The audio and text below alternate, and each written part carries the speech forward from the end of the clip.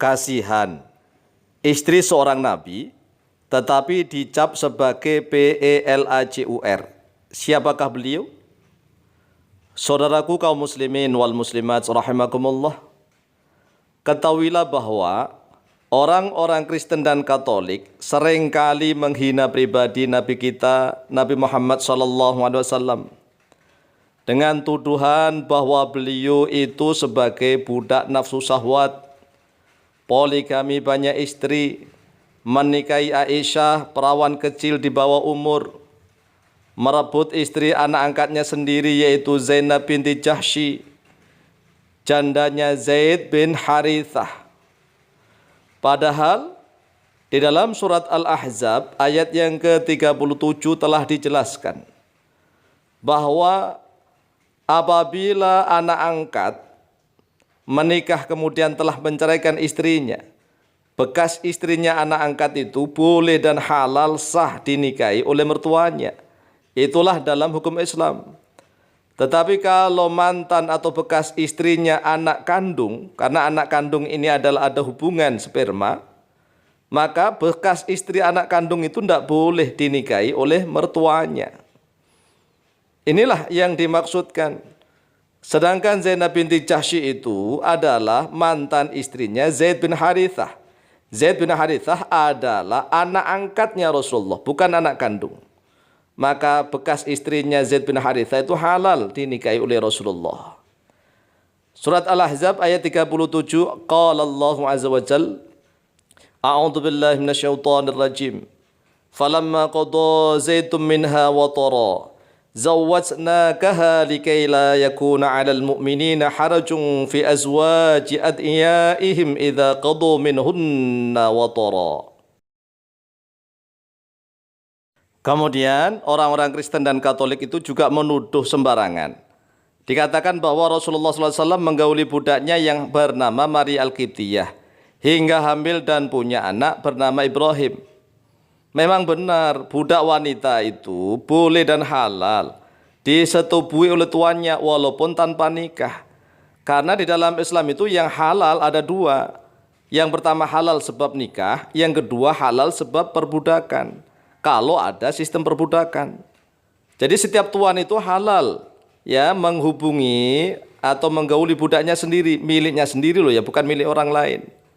Dasarnya Al-Quran. Jadi dasarnya langsung Al-Quran, surat Al-Mu'minun ayat yang kelima dan keenam.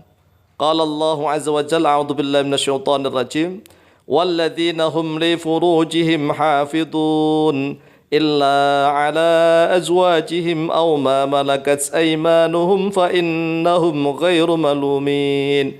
Dan orang-orang yang mereka itu bagi kemaluan-kemaluan mereka, hafiduna yaitu menjaga oleh mereka, yaitu orang-orang yang menjaga kemaluan mereka, kecuali ala azwajihim, illa ala azwajihim, kecuali atas istri-istri mereka. Yang boleh digauli itu yang pertama istri, aw ma malakat aymanuhum, atau budak-budak yang mereka miliki. Jadi yang kedua ini budak boleh digauli. Fa innahum ghairu malumin, maka sungguhnya mereka itu tidak tercela. Dan berbagai macam tuduhan keji yang lainnya yang dilakukan oleh para misionaris Kristen Katolik kepada Rasulullah SAW. Bahkan orang-orang Kristen dan Katolik menghina dan melecehkan siapakah wanita yang dimaksud menjadi seorang istri Nabi, tetapi dihina dan dilecehkan oleh umatnya sendiri. Dituduh sebagai seorang wanita pendosa, wanita PELAJUR, dan seterusnya. Yaitu Maria Magdalena. Maria Magdalena yang dicap sebagai perempuan pendosa, wanita PELAJUR.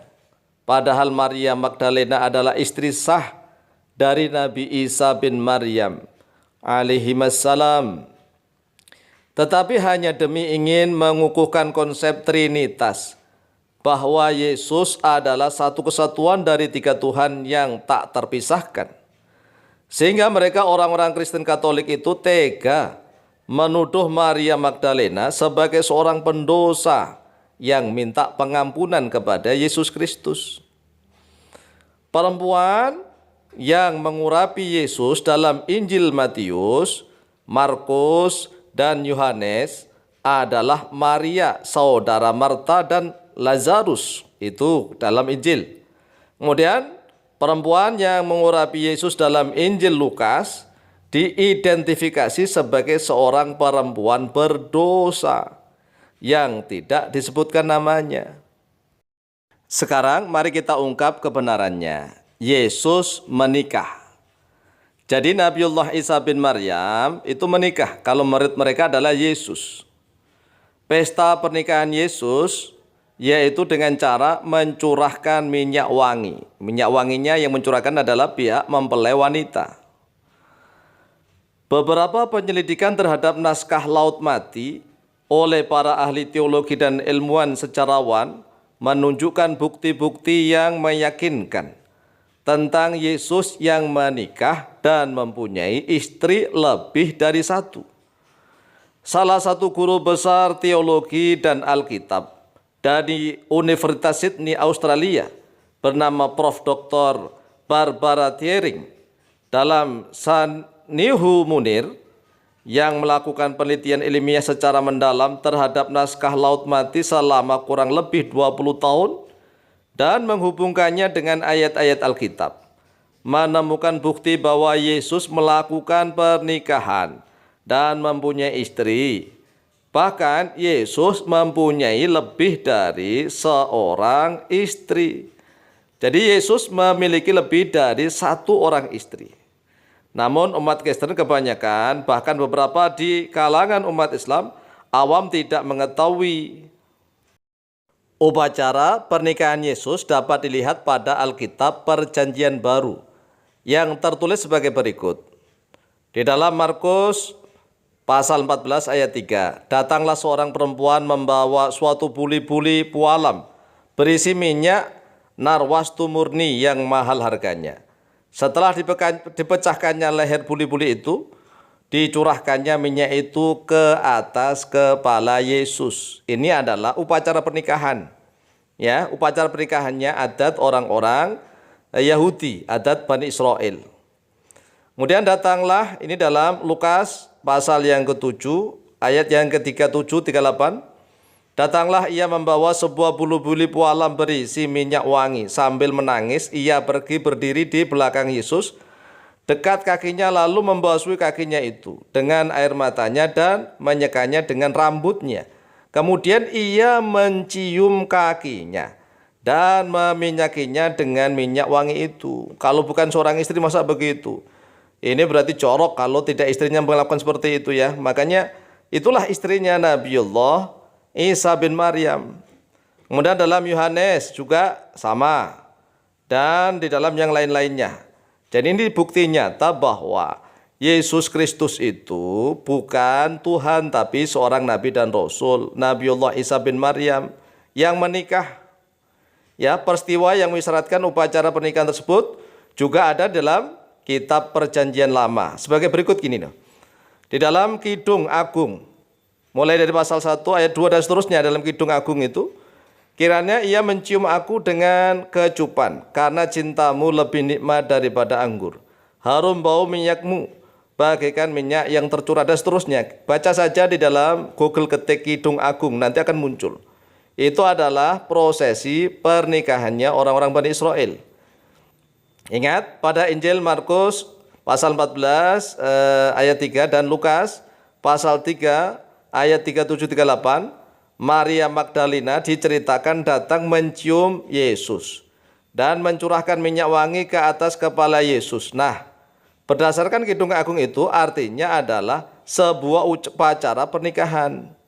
Ingat, Kidung Agung adalah kitab tentang pernikahan. Semua orang-orang Yahudi dimanapun mereka berada pasti mengakui bahwa cerita tersebut memang merupakan tradisi upacara pernikahan di kalangan para bangsawan Yahudi dan masih berlaku hingga sekarang. Hanya orang Kristen Katolik sajalah yang demi mempertahankan konsep trinitas itu, mereka berani bohong dan berani menuduh seorang wanita yang baik-baik dituduh sebagai seorang pelaku pendosa dan seterusnya.